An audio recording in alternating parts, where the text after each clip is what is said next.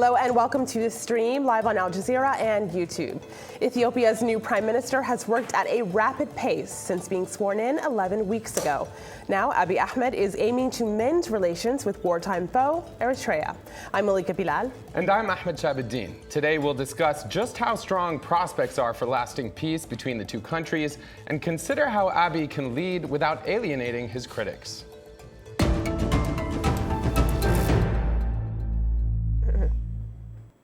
We are fully committed to reconcile with our Eritrean brothers and sisters.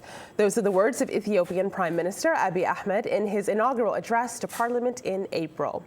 Now, Abiy and the ruling EPRDF are offering to give up disputed land to Eritrea as part of a final peace deal, 18 years after a deadly war between the two countries. Eritrea has so far been quiet on the latest offer, but has said in the past that Ethiopia must first pull its troops out of the disputed areas. Nonetheless, there has been support for the peace plan in most parts of Ethiopia. The editor-in-chief of the Addis Standard applauds Abiy's performance so far, saying he has been firm when decisiveness was needed on the issues of future relations with Eritrea. And community member Jacob Abraham told us that almost everyone is happy with Abiy, whom he calls a visionary leader. But there has been criticism too. The Tigrayan People's Liberation Front, which has dominated the ruling coalition for decades, says Abiy and the coalition's executive committee did not consult the 180-member council before announcing his plan. Meanwhile, there have been protests in the northern Tigray region, where most of the disputed land lies. Many people there say that handing land to Eritrea is a betrayal of those who fought for the land during the war. So what is the likelihood of forging a final deal to the benefit of both Ethiopians and Eritreans? To discuss this, we're joined from Kiel, Staffordshire, in the United Kingdom, by Awal Allo. He is a lecturer in law at Kiel University. From the Ethiopian capital, Addis Ababa, we have Daniel Berhane. He's the founder of Horn Affairs, an online magazine covering issues on the Horn of Africa. And for the Eritrean perspective, we have Awet Welde Mikael in Kingston, Ontario. He's an associate professor of African and world history at Queen's University. And joining us from Lund, Sweden, is Rahel Weldub Subhatu. She's a political scientist and independent researcher on African affairs. She's also an advisor to the Africa Youth Movement. Welcome to the stream, everyone. Awet, I want to start with you. What was your reaction when you heard Prime Minister Abiy's announcement? Thank you very much for having me. My initial reaction was optimism, cautious optimism. That peace finally was to have a chance in the Horn of Africa in general, in the relationship between the two countries in particular. But the fact that international law has been violated, or the two countries existed after the legal settlement of the matter for more than 16 years, immediate solution was not going to come just from announcements. And there would be a lot of entrenched interests that would be threatened by such bold and courageous and forward-looking moves that the Ethiopian Prime Minister Abiy Ahmed has promised or committed Ethiopia to. And so the challenges are inevitable. I am hopeful that he will weather the challenges and would stay the course and will see Eritrea and Ethiopia enter a new phase of rebuilding relationships, rehabilitating communities, especially in the border area, and working together for regional peace and mutual economic benefit. So bold and courageous. Daniel, you heard what Awad had to say there about this announcement and about this move. What do you think about? Yes, I concur with my friend Awal. The decision, the Ethiopia-Eritrea border is a very problematic political issue in Ethiopian political context. So it was bold, it was dumbfounding, it was surprising, but at the same time, it kept me wonder what has been going on in the background. You'd assume there must have been a back channel talk with Asmara about these issues before the announcement. And you'd also wonder whether there might have been a discussion or a package prepared about the details, because the Algiers agreement is not just about the border, or it's not just about Badme or another piece of land, But there are a host of issues related with normalization and peace between the two countries.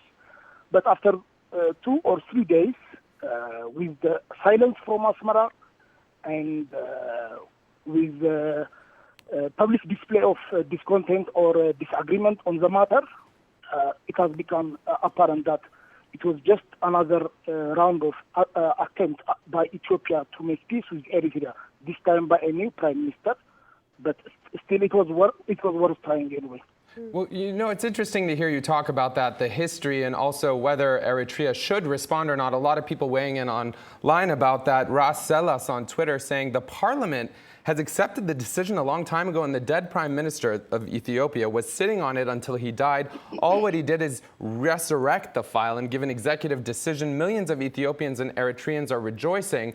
But, we also have people who are wondering why Eritrea should respond at all. Proud to be Eritrean, saying, how is it up to Eritrea while Ethiopia is still occupying Eritrean territories?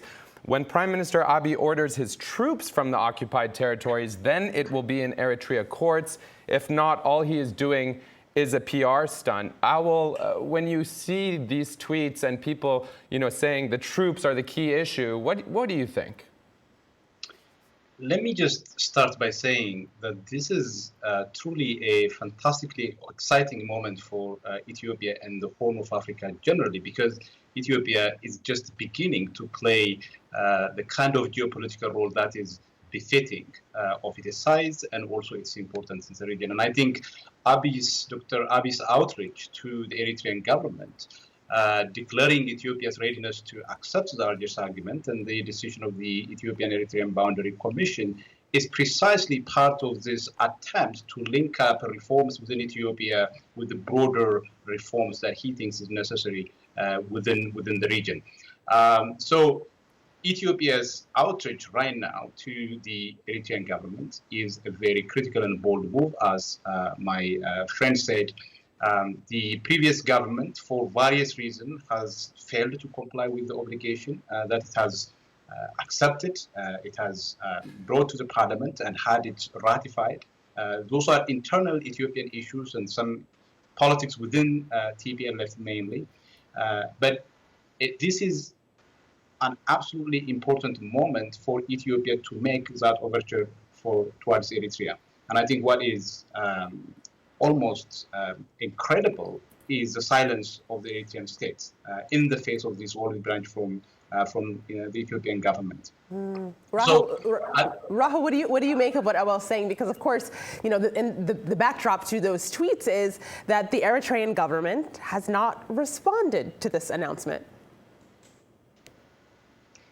Yeah, I understand that people might expect that the Eritrean government would have an immediate response to this and maybe rejoice about this news. But this is not the first time that an Ethiopian prime minister or the parliament has declared in some form that they will abide by the EEBC, the Eritrea-Ethiopia Boundary Commission's decision.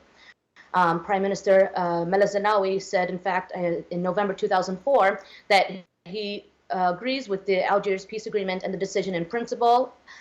Then he continued to outline 5 points of discussion to open up negotiations. I believe also the previous Prime Minister Hailemariam Desalegn has made mention that it is important to have peace with Eritrea and for this border conflict to be resolved. But this has been going on for the last 16 years. These announcements, the parliament has had these discussions in Ethiopia, and we have still not seen anything happen. So, I mean, as much as most of us might want to see a reaction from the Eritrean side, I think it's safe to say that, it's a situation where we'll believe it when it happens, right? We'll believe it when the Ethiopian troops leave Eritrean territories, the territory that they occupy. Go ahead. If I could jump in. So why don't you go first? And 1 point on the record. Awad started talking first, so let's get Awad's comments there first. But look what you started, Rahel. Everyone has something to say about that. So Awad, why don't you go first? Two things. One, the Algiers agreement is a very short agreement that has nothing about normalization of relations or economic ties between the two countries. It's an international treaty meant to end the conflict. So I would want to correct what my friend in Addis, Daniel Brahane, said. On the question that Rahel was responding to, from a purely legal point of view, the Eritrean government is under no obligation to say anything in response to what the Ethiopian government has said. And sure enough, given Ethiopia's abysmal record of honoring its international treaties, it's understandable that Eritrea is uncertain on whether this is one more false start or this is a serious commitment on the part of the new prime minister. On the flip side, however, from a political and diplomatic point of view, Eritrea's silence is not consistent with or does not fall in line with the dynamics in Ethiopia in the past several months, especially since Abiy Ahmed came to power. The prime minister has been making some of the boldest internal and international moves that are not only beneficial for Ethiopia, but also beneficial to Eritrea and the whole region. Eritrea would be remiss if it does not jump in and help the positive or the constructive hand of the new and dynamic prime minister. And in this regard, I do agree with Arlo completely, except that it's not an obligation on Eritrea to respond, which then leaves us with Ethiopia still having the ball on its court. If Prime Minister Abiy is serious about this announcements which he made, and I have no reason to question his seriousness, not just him, but also the executive of the EPRDF, which is a bunch of very young, highly dynamic, highly educated, forward-looking men and women. I have no reason to question. Can I jump in very quickly here? I will. If I can, Alo, let me just finish this idea. I have no reason to question their intent in the declaration, and the ball being still on their field, I encourage them to go through with their declaration and implement it on the ground, which is that the unilateral pulling of the forces of occupation, because the land that Ethiopia is still occupying is no longer disputed land, as our hosts have been pointing out. These are clearly Eritrean I hear your point there, Awad. I know Awal is trying to get in. Awal? And I fully agree with both Awad and our other guests that Ethiopia has failed to comply with the obligation that it said it will completely abide by. But the fact that the territory that is now given to Eritrea is a territory that has been under Ethiopian control for such a long time, that there are people who live on those territory, makes it imperative for the two countries to sit down and negotiate on how to decide on administrative issues and the destiny of those individuals and people who live on that territory. So if Ethiopia accepts the decision of the Commission, why would it be difficult for the Eritrean government to come to the table and have a conversation about this? Well, you wouldn't expect That's a great question. That's a great question. And forgive me for. Go ahead. Finish your point. You wouldn't expect any responsible state around the world to remain silent in the face of your adversary making that kind of overture where your own territory is occupied. But if I can stop you right there, Awal, because you talk about overtures and giving, something to Eritrea and that Eritrea should come to the table, asking why don't they? A lot of people online, Malika, and it's a really heated discussion around this point as to whether Eritrea should come to the table. And more importantly, if you look at this YouTube comment that came in from Kimi Haid, they're saying, it's important to understand that Ethiopia is not giving anything new, essentially. The EEBC ruling declares that Badme is and always has been a part of Eritrea, which is occupied by Ethiopia. A lot of people on Twitter also, if you look at this, Musi saying, Eritrea has been calling for the implementation of this agreement for the last 16 years, but the US, the UN, and others failed to pressure Ethiopia. So maybe the question is then, this last line, Eritrea doesn't have to respond until a full withdrawal actually happens because, as you see right there, a lot of people saying actions speak louder than words. Let's give Rael a Ahmed, chance. can I jump in? Yes, but then I want to hear also from Rael. Go ahead. You're absolutely right that from a purely legal point of view, this is something I want to point out over and over again. From a purely legal point of view, Eritrea doesn't need to say anything. Ethiopia has to withdraw its troops, and then things would be normalized or talks toward normalization would start. But from a purely diplomatic and political point of view, it would be remiss not to get involved, as Alo is saying. But one thing that I want to point out is that Badme has never been Ethiopian. And the residents of Badme today, or in the past 16 years, the vast majority of them are part of Ethiopian resettlement schemes that have been happening in the past 16 years or immediately after the EEBC ruling. So let's not.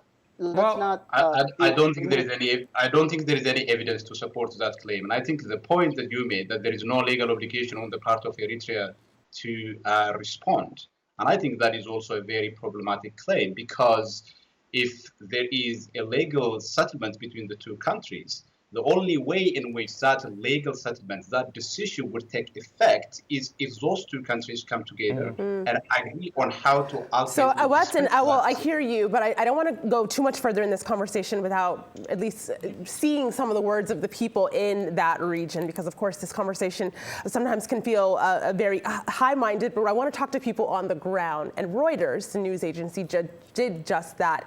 Aaron Masho, he's a journalist for Reuters. He spoke to residents of the town of Badme in the northern Tigray region about this announcement. And this is just a sampling of what they told him. I'll read one out. Why did we fight for Badme to just give it all away? All this sacrifice for nothing. For this? Another person speaking to Reuters says the thought of moving these bodies from where they were sacrificed is a desecration of their honor. They should not expect peace here if they force us to leave. There will be violence. So just two residents speaking to the Reuters news agency about something that's going to affect their lives. Rahul, I know you wanted to get in here. What do you make of what some residents are saying? Yeah, if this show was about, a couple of weeks long, then we'd have enough time to discuss about the complicated situation around the Eritrean border conflict. But trust me when I say that this is not an issue about just Badme. This is the grounds in which that, or the real roots of the conflict are much more complicated than that. Hearing those comments from those residents from Badme, I found them quite heartbreaking, especially when we talk about the desecration of the graves. Eritrea had fought a 30-year liberation struggle in order to get its independence, and then had to went back to war with Ethiopia between 1998 and 2000.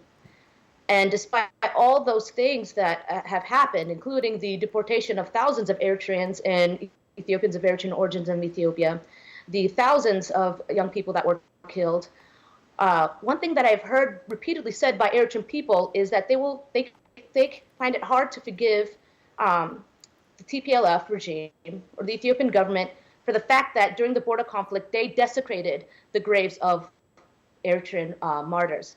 Now, it just so happens that tomorrow is going to be the commemoration of Eritrean Martyrs' Day.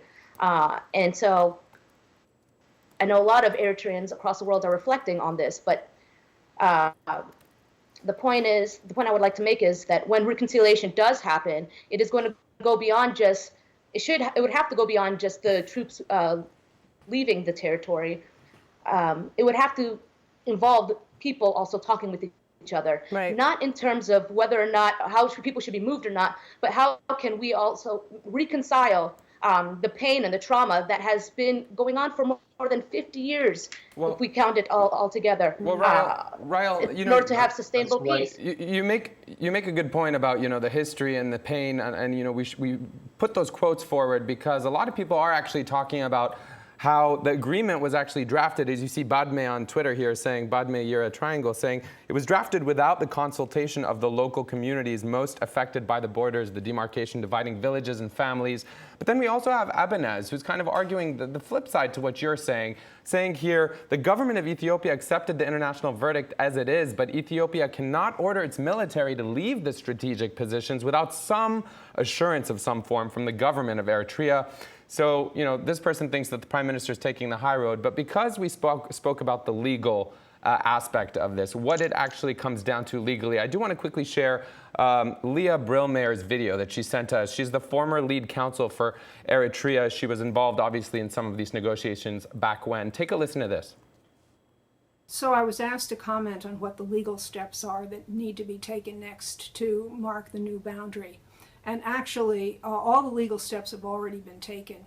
There's only one thing that remains to happen, and that's not a legal thing. That's a practical thing. Ethiopia has to remove its troops. It's time for Ethiopia to get its troops off of Eritrean territory. There are no legal steps remaining to be taken.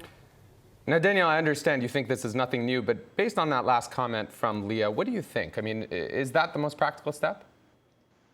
No, it's not practical.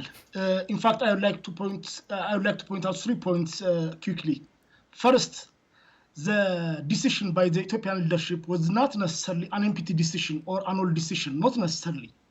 Of course, it was vague, deliberately so, but at least we could have assumed that the virtual demarcation of which Ethiopia have been resistant for several years was vaguely accepted by the EPRDF statement. Eritrea could have reciprocated that decision, that announcement, and could have closed the file. The first protest rally came after 4 days, and the Asmara regime deliberately stayed quiet. And as a result, the Ethiopian leadership started backtracking, and now they are saying there is no new policy. So there was a chance for peace on which Isaias Afwerki shut the door on. The second point is the Algiers agreement is not just about the border. Let me mention a few points. Have Eritrea returned all prisoners of war? Have Eritrea responded about the whereabouts of Colonel Bezabe Petros? Have Eritrea returned all detained people as per the Algiers agreement? Where are the Europe people and other people? In fact, Eritrea continued to abduct people from the border to this day.